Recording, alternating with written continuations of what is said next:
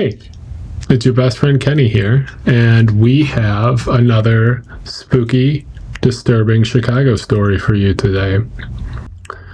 July 24th, 1915 was a day that would turn out to be one of the darkest days in Chicago history.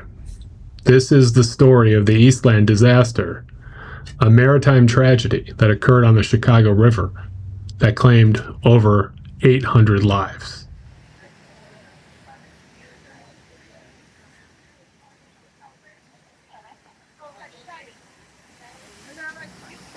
This is the Chicago riverfront, a beautiful place for people enjoying a nice day in the city of Chicago. Most people, however, don't know that at this very spot, on July 24th, 1915, quickly became one of the darkest days in the history of Chicago. The SS Eastland, a large passenger steamer, docked on the Chicago riverfront. On that day, it was overflowing with passengers. It was a festive atmosphere, and people were dressed in their Sunday best, waving to onlookers on the shore. The ship was packed. Families enjoying a nice day on the river, friends, and even co-workers aboard for a company picnic. The ship started to list slightly, but few people were concerned. As the Eastland began to pull away from dock, the ship further listed, causing some people to panic. See, the Eastland was notoriously unstable, and it had a history of listing. But those concerns were ignored by its owners. On this fateful day in July, though, the ship was overloaded and its ballast tanks were not properly filled. Suddenly, the ship lurched violently and chaos erupted. Passengers were thrown from their feet, furniture and other items slid across the deck, and water began rushing in. The Eastland capsized, coming to rest on its side, just 20 feet from shore. However, hundreds of people were trapped, while others clung to the hull or tried to jump into the river for safety. The rescue effort was swift, and the first responders did everything that they could.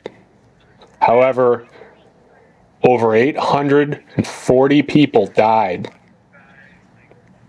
making it the deadliest single-ship disaster on the Great Lakes. The Eastland disaster shocked the nation, and it led to safety regulations for ships and improved lifeboard requirements. But for those on the Eastland that day, it was too little, too late. Now, the primary cause of the Eastland disaster was its inherent design flaws, which made it dangerously unstable. These flaws, combined with several contributing factors, led to the tragic capsizing. First of all, it was top-heavy. The Eastland was built tall and narrow, making it prone to listing. This was further exacerbated by modifications made after the Titanic disaster, including the addition of lifeboards and life rafts on the upper deck. Another problem was the improper ballast management. The ballast tanks, which are used to stabilize the ship, were reportedly mismanaged on the day of the disaster. This may have made the ship unstable, and as the passengers boarded, created more instability. Another issue was that it was overcrowded. Now, the exact number of people on that ship on that day is heavily debated, but everyone agrees that it was likely overcrowded on that day. While some people think that the passengers rushing to one side to see something on the shore might have been the final trigger, it's widely accepted that the underlying design flaws and operational issues were the root cause of this problem.